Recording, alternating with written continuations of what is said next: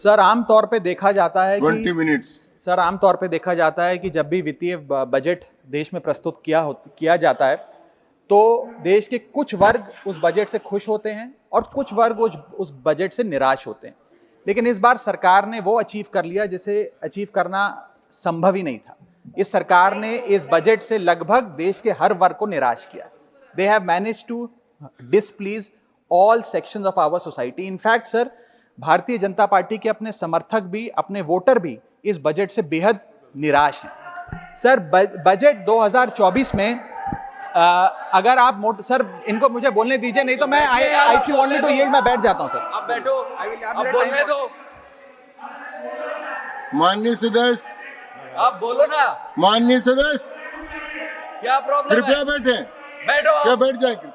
बैठो आप। प्लीज बैठिए। आप बोलिए थोड़ा सा प्लीज, कंटिन्यू बोलिए। सर पिछले 10 सालों में टैक्स लगा कर सरकार ने एक देश के आम आदमी का खून चूस लिया। अब आप मानिए, आप 10 रुपए कमाते हैं, उसमें से 3-3.5 रुपए आप इनकम टैक्स के माध्यम से दे देते हैं, 2 रुपए 2.5 रुपए जीएसटी आपका चूस लेता है, 1.5-2 रुपए आपका कैपिटल गेन टैक्स लगता है, सेस सरचार्जेस 1-1.5 रुपए के लग जाते हैं, तो मात्र 10 रुपए में से 7-8 रुपए तो सरकार के खजाने में चला जाता है। तो आम इंसान को मिलता क्या है, आम आदमी को मिलता क्या है? और सरकार जो हमसे इतना टैक्स लेती है उसके बदले में सरकार हमें देती क्या है? कौन सी ऐसी अंतर्राष्ट्रीय सेवाएं, world class health care, education, transport सुविधाएं सरकार बदले में देशवासियों को देती है? मैं ये भी पूछना चाहता हूं। इसीलिए आज मुझे ये कहने में बिल्कुल भी गुरेज नहीं है that sir we in India today pay taxes like England to get services like Somalia. Sir आज सर मैं अपने इस भाषण को सर 2 भाग में बांटूंगा। पहले भाग में मैं सर सरकार की इतनी दुर्दशा 2024 के चुनावों में क्यों हुई और आज की आर्थिक स्थिति क्या है उस पर बात करूंगा, और दूसरे भाग में कुछ सुझाव भी सरकार को दूंगा। सर पहले 2019 में भारतीय जनता पार्टी की 303 सीटें थी। देश की जनता ने उन सीटों पर 18% जीएसटी लगाकर इनको 240 सीटों पर ला खड़ा किया। सर इसके कई कारण बताए जाते हैं। कोई कहता है कि धर्म का कार्ड नहीं चला, कोई कहता है जातीय कारण है, तो कोई कहने लगता है कि टिकट डिस्ट्रीब्यूशन में कमी रही। सर ये सब ऊपरी कारण है। मैं 3 कारण बताता हूं जिस वजह से भारतीय जनता पार्टी की ये दुर्दशा हुई। पहला कारण है इकोनॉमी, दूसरा कारण है इकोनॉमी, और तीसरा कारण भी है इकोनॉमी। सुनिए प्लीज, ये सर मैं बैठ जाता हूं। ये राष्ट्रपति के अभिभाषण पर चर्चा नहीं है, ये आम बजट पर चर्चा है। माननीय राघव चड्ढा जी, आपस में बात नहीं करें। माननीय राघव चड्ढा जी, ये राष्ट्रपति के अभिभाषण पर चर्चा नहीं है, ये आम बजट पर चर्चा। बोलिए सर, बजट पे आप बोलो। आप बजट पर बोलिए, आम बजट। सर अगर आपने मेरी पूरी बात सुनी होती तो शायद इतनी आपत्ति इन लोगों को ना होती। सर मैं यही कहना चाह रहा हूं कि कई कारण बताए जाते हैं चुनावी हार के, लेकिन मेरे मुताबिक 3 महत्वपूर्ण कारण है। पहला कारण इकोनॉमी, दूसरा कारण इकोनॉमी, और तीसरा कारण भी इकोनॉमी। मैं इकोनॉमी की बात कर रहा हूं, चुनावों की बात नहीं कर रहा। सर पहला कारण, सर मैं बैठ जाता हूं सर, इनको चिल्लाने दीजिए, मैं बैठ जाता हूं सर। माननीय सदस्य बैठिए। जब आपका समय आए तो आप बता देना दिल्ली में कैसे आ रहे हैं, अभी उनको बोलने दीजिए। बोलिए बंद। अभी उन्होंने बना दिया। बोलिए। सर पहला कारण हार का है rural income and inflation. Sir Bharat की 60% से ज्यादा आबादी सर गांव में बसती है, लेकिन आज सर सर ये ठीक नहीं है सर। इनकी तबीयत खराब है, इनके पेट में क्यों दर्द हो रहा है? इनकी तबीयत खराब है, क्या दिक्कत है? इनके पेट में दर्द हो रहा है, इनकी तबीयत खराब है क्या सर? आज आप बैठिए, बैठ जाए। माननीय सदस्य कृपया बैठे, बैठ जाए। मन कृपया बैठे, बैठिए।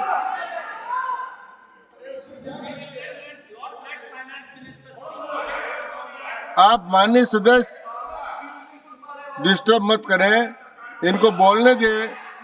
आपको बोलने का अवसर मिलेगा, अब इनको बोलने दें। हाँ सर मैंने 2.5 मिनट बोला, उसमें 5 बार इन्होंने इंटरप्ट किया है। मैं अपना समय सूद समेत इनसे वसूलूंगा सर। मैं आगे चलता हूं।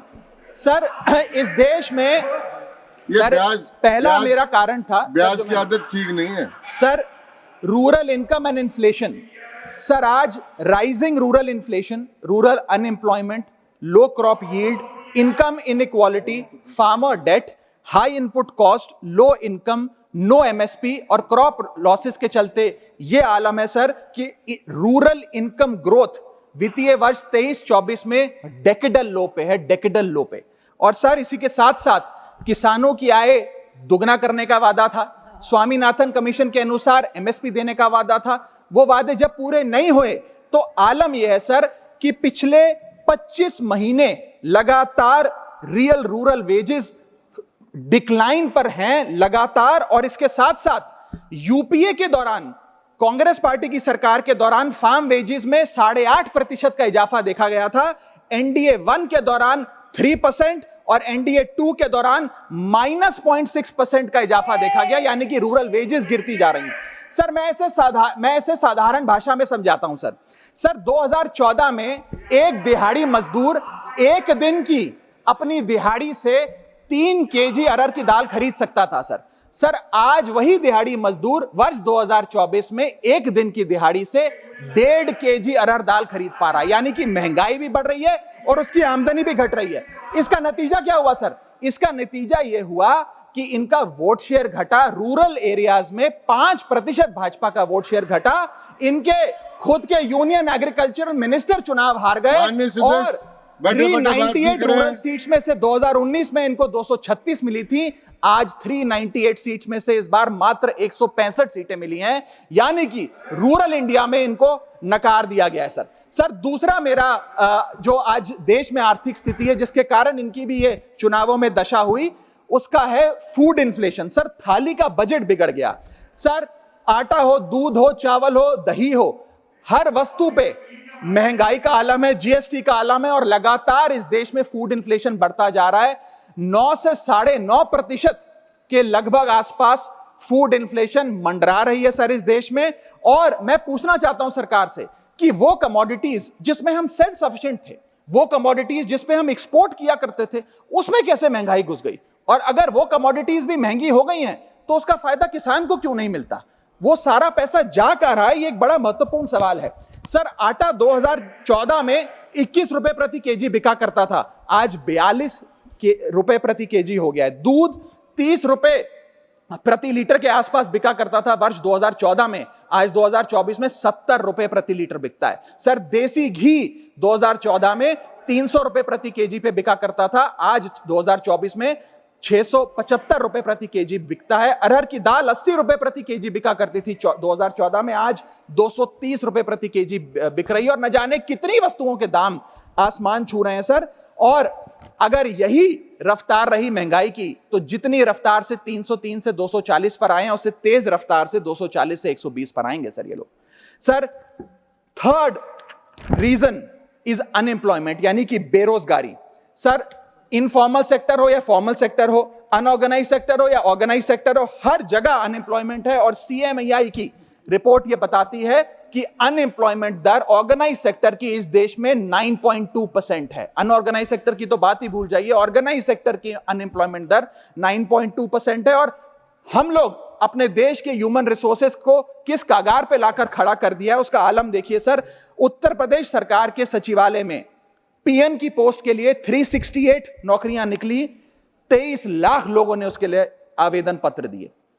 इंडियन रेलवेज के ग्रुप डी एम्प्लॉइज में 63,000 पोस्ट निकली, उसके लिए 2.5 करोड़ लोगों ने आवेदन पत्र दिए। 2.5 करोड़ ऑस्ट्रेलिया की आबादी से भी ज्यादा है sir 9,900 constable post Bihar police निकालती है, उसके लिए 11 लाख आवेदन पत्र आते हैं। और सर सारी चीजें छोड़िए, महाराष्ट्र सचिवालय के कैंटीन में 12 वेटरों को भर्ती करने के लिए जब आवेदन पत्र मांगे गए तो 7,000 लोगों ने आवेदन पत्र दिए, जिसमें कई पोस्ट ग्रेजुएट्स और ग्रेजुएट्स भी शामिल थे।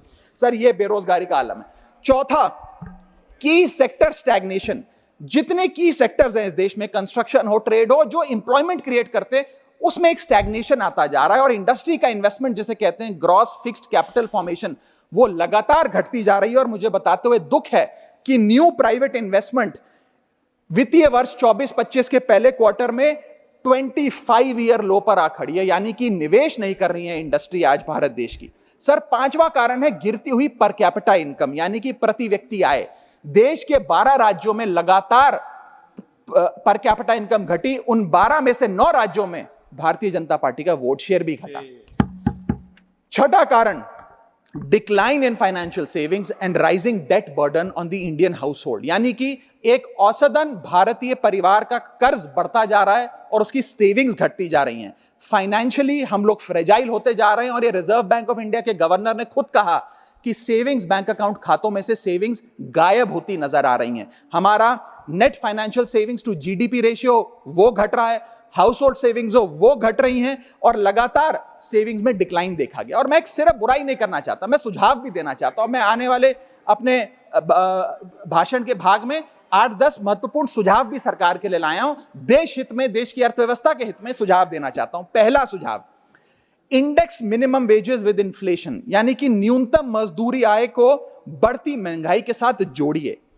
Ma'am, inflation erodes purchasing power. Inflation वो महंगाई वो दीमक है जो आपकी परचेजिंग पावर, आपकी संपत्ति को खा जाती है। इसीलिए आज मैं कहना चाहता हूं कि जैसे बेल्जियम जैसे देशों ने ऑटोमेटिक इंडेक्सेशन ऑफ वेजेस लागू किया है, उसी प्रकार हमारे देश में भी मिनिमम वेजेस की ऑटोमेटिक इंडेक्सेशन होनी चाहिए। और यहां मैं बताना चाहूंगा कि मेरे नेता अरविंद केजरीवाल जी ने, हमारी आम आदमी पार्टी की सरकार ने देश में सबसे ज्यादा मिनिमम वेजेस दिल्ली में देने का काम किया।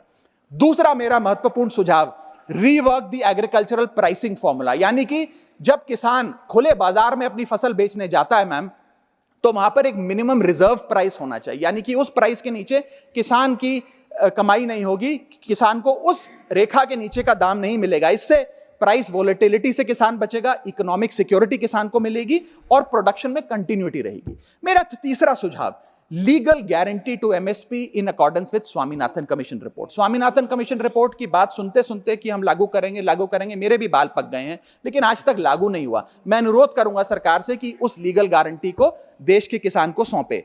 चौथा और बहुत महत्वपूर्ण, हाथ जोड़कर विनती करना चाहूंगा, restore indexation on long term capital gain. Ma'am, पूरे दुनिया में इन्वेस्टर्स को इन्वेस्टमेंट्स करने के लिए, प्रमोट करने के लिए इंसेंटिवाइज किया जाता है। इस देश में इंडेक्सेशन हटाकर हम इन्वेस्टर क्लास को डिसइंसेंटिवाइज कर रहे हैं इन्वेस्ट करने के लिए। इंडेक्सेशन हटाना टैक्स लगाना नहीं है, इन्वेस्टर्स को पीनलाइज करने जैसा है। मैडम, मैं बताना चाहता हूं, inflation ravages the value of money.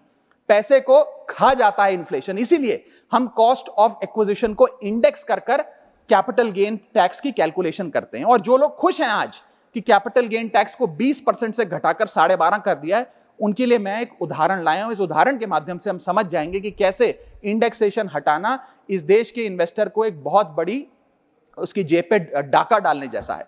Madam, फर्ज करिए कि 2001 में आपने 1 करोड़ रुपए का एक मकान खरीदा। वो मकान की दर 6% के हिसाब से बढ़ती गई उसकी वैल्यू, और आज वो मकान जो 1 करोड़ का आपने 2001 में खरीदा था, वो आज 4 करोड़ 17 लाख रुपए का हो गया। अब 2 सिनेरियो हैं, एक इंडेक्सेशन का सिनेरियो जिसमें आप बेचें उस पर टैक्स लगे, और एक नया सिनेरियो जिसमें आप उसे बेचेंगे तो नई रेट के अकॉर्डिंग उस पर टैक्स लगेगा। मैं पहले पुराने सिस्टम के हिसाब से, इंडेक्सेशन वाले सिस्टम के हिसाब से उस पर कितना टैक्स लगेगा वो आपको बताना चाहता हूं। आज वो मकान जो आपने वर्ष 2001 में 1 करोड़ का खरीदा था, वो आप 4 करोड़ 17 लाख रुपए का बेचती हैं, तो आपकी सेल प्राइस 4 करोड़ 17 लाख, लेकिन आपकी purchase price, inflation adjusted indexed purchase price 1 crore नहीं, लगभग 3 करोड़ 60 लाख के आसपास आती है। यानी कि आपका sale price minus purchase price, जो प्रॉफिट ऑन सेल है, वो 54 लाख रुपए होता है। उस 54 लाख रुपए पर 20% के अकॉर्डिंग आप पे टैक्स लगता है। यानी कि इंडेक्सेशन वाले फॉर्मूले से आपको कुल टैक्स 10,80,000 रुपए देना पड़ता है। मैं राउंड ऑफ करके 11 लाख रुपए कहता हूं। लेकिन जो नई व्यवस्था है जिसमें इंडेक्सेशन आपसे छीन लिया गया है, उसमें sale price 4 crore 17 lakh, cost price 1 crore, मुनाफा 3 करोड़ 17 लाख, उस पर 12.5% टैक्स, यानी कि टैक्स कुल मिलाकर आपका बनता है 39,62,000। यानी कि नई व्यवस्था में वही 1 करोड़ का मकान अगर आप बेचेंगे आज 4 करोड़ 17 लाख का, तो आपको लगभग 40 लाख रुपए टैक्स देना पड़ेगा। और पुरानी व्यवस्था में आपको मात्र 11 लाख रुपए टैक्स देना पड़ेगा, यानी कि 40 माइनस 11 लगभग 29 लाख रुपए का एडिशनल टैक्स आपको देना पड़ेगा मात्र 1 करोड़ रुपए के प्लॉट की सेल पर। यह है इंडेक्सेशन का खेल। इसीलिए indexation long term capital investments के लिए अति आवश्यक है। मैं सरकार से अनुरोध करूंगा कि उसे ना हटाएं, और आज मैं इस सदन में भविष्यवाणी करता हूं, अगर आपने इंडेक्सेशन वापस लागू नहीं किया तो 3 चीजें होने जा रही हैं इस देश में। पहला, रियल एस्टेट में इन्वेस्टमेंट गिरने वाली है और लोग अपना ड्रीम होम कभी नहीं खरीद पाएंगे। दूसरा, अंडर वैल्यूएशन होगी प्रॉपर्टी डील्स की, सब लोग सर्कल रेट पे प्रॉपर्टी खरीदेंगे बेचेंगे, कोई असल कीमत नहीं बताएगा। और थर्ड थिंग जो इस देश में होने जा रही है, रियल एस्टेट सेक्टर में भारी तादाद में ब्लैक मनी आने जा रहा है अगर आपने ये इंडेक्सेशन का फैसला वापस नहीं लिया। मेरा 5वां सुझाव सरकार को, फाइनेंशियल सेविंग्स को इंसेंटिवाइज करिए। डेट में, इक्विटी में, म्यूचुअल फंड्स में, बैंक डिपॉजिट्स में, फाइनेंशियल इन्वेस्टमेंट्स, और खास करके जो 24 से 36 महीने से अधिक लोग अपनी इन्वेस्टमेंट रखते हैं उन्हें इंसेंटिवाइज करिए, टैक्स मत करिए, पेनलाइज मत करिए। और मैं कहूंगा आने वाले समय में आपको लॉन्ग टर्म कैपिटल गेन पे टैक्स अबॉलिश करने के लिए भी सोचना चाहिए, ना कि उसे सिर्फ कम करना चाहिए। छठा मेरा सुझाव, review, revise and simplify GST. GST जिसे गहरा संकट टैक्स या गब्बर सिंह टैक्स के नाम से आज देशवासी जानते हैं, रोटी हो, कपड़ा हो, मकान हो, हर चीज पे जीएसटी लगा लगा कर हमने इस देश के इन्फ्लेशन पर भी जीएसटी लगा दिया, सारी चीजें महंगी हो गई। मेरा सुझाव है सरकार से कि इस जीएसटी के पूरे फ्रेमवर्क को कॉम्प्रिहेंसिवली स्टडी कर रिवाइज करिए। एक्सपोर्ट ओरिएंटेड सेक्टर्स में जीएसटी कम करिए ताकि हम ग्लोबली कंपेटिटिव बन सकें। एसएमई सेक्टर जो नौकरियां देता है, छोटे उद्योग हैं, उसमें जीएसटी कम करिए। और एसेंशियल कमोडिटीज, दूध, दही, चावल, रोटी, चावल, आटा, उस पर कम से कम जीएसटी विड्रॉ करिए। मेरा 7वां मेरा सुझाव, give more to states. India is a union of states. States की जेब में थोड़ा पैसा डालिए। कोलिशन पॉलिटिक्स के कंपल्शन हम समझते हैं कि आपको बिहार को, आंध्र प्रदेश को ज्यादा पैसा देना था, लेकिन उन राज्यों ने जिन्होंने आपको भरपूर वोट दिया, गुजरात ने, दिल्ली ने, मध्य प्रदेश ने, उड़ीसा ने, झारखंड ने, छत्तीसगढ़ ने, जिन लोगों ने अपने राज्यों की लगभग सारी सीटें आपकी झोली में डाल दी, उनसे क्या गलती हुई? उन राज्यों को आपने दिया एक एक झुंझुना और बाकी 2 राज्यों को पे सब कुछ लौटा दिया। तो ये डिस्क्रिमिनेटरी फेडरलिज्म नहीं होना चाहिए, कोऑपरेटिव फेडरलिज्म होना चाहिए। ये गुहार में लगाना चाहूंगा। और इस सरकार को एक बुरी आदत है सेस और सरचार्ज लगाकर पैसा वसूलने की। सेस और सरचार्ज वो टैक्स है सरकार का जिसे उन्हें राज्यों के साथ बांटना नहीं पड़ता, वो डिविजिबल पूल में नहीं जाता। इसीलिए सरकार सेस और सरचार्ज लगा लगाकर आम आदमी से पैसा वसूलती है। मैडम, अगर केंद्र सरकार 100 रुपए कमाती है तो उसमें से 18 रुपए सेस और सरचार्ज के जरिए कमाती है, यानी कि मात्र 82 रुपए, 100 में से 18 हटा दीजिए, 82 रुपए डिविजिबल पूल में जाता है जो राज्यों में बांटा जाता है। 18 रुपए सीधा सरकार की जेब में जाता है। मैं अनुरोध करूंगा कि सेस और सरचार्ज की या तो इस प्रथा को बंद करें या वो भी डिविजिबल पूल में डालकर स्टेट्स के साथ बांटे। मेरा 8वां सुझाव, जीएसटी कॉम्पनसेशन जो राज्यों के लिए बंद कर दिया गया है उसे कम से कम 5 साल और दीजिए। कई ऐसे राज्य हैं, तमिलनाडु है, महाराष्ट्र है, पंजाब है, गुजरात है, जिनकी अर्थव्यवस्था आज जीएसटी कॉम्पनसेशन के पैरों पे खड़ी हुई है, जो आज हमारे बजट का 10 से 15% हिस्सा इनकम का जीएसटी कॉम्पनसेशन से आता है। मैं अनुरोध करना चाहूंगा सरकार से कि कम से कम 5 साल और जीएसटी कॉम्पनसेशन देकर इन राज्य सरकारों की मदद की जाए। और अंत में बस मैं यही अपनी बात बोलकर खत्म करूंगा मैडम, कि इस बजट ने टैक्स बढ़ा बढ़ाकर इस देश के आम आदमी के खून चूसने का काम किया। मैं अनुरोध करूंगा कि डायरेक्ट टैक्स हो या इनडायरेक्ट टैक्स हो, इस पूरी व्यवस्था पे एक बार फिर से गौर फरमाया जाए। जो मैंने शुरुआत में कहा था उसे दोहराऊंगा, हम 10 रुपए अगर कमाते हैं तो उस पे 3-3.5 रुपए इनकम टैक्स लगता है, उस पे 2 से 2.5 रुपए जीएसटी खा जाता है, 1.5 रुपए का कैपिटल गेन टैक्स लगता है, आधे पैसे का सरचार्ज और सेस लगता है, यानी कि 10 रुपए में से 6 से 7 रुपए सरकार की जेब में चले जाते हैं। यानी कि अगर आप साल में 10 रुपए कमा रहे हैं तो 7 से 8 महीने की जो आपकी कमाई है वो सरकार ले जाती है, मात्र 3-4 महीने की कमाई आपकी जेब में आती है, और उस पर भी अन्य प्रकार के टैक्स लगते हैं।